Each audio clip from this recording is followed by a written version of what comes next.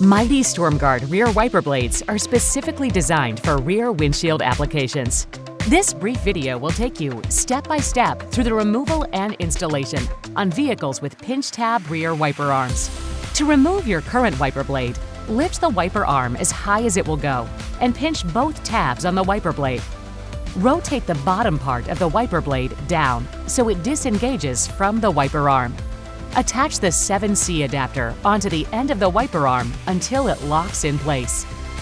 Push the wiper blade onto the wiper arm pin until it locks into place. Give the wiper blade a firm tug to make sure it's securely attached. Now, remove the plastic protector over the rubber by sliding it off the wiper blade. And finally, lower the wiper arm onto the windshield. That's it, you're done. You now have 360 degrees of superior visibility.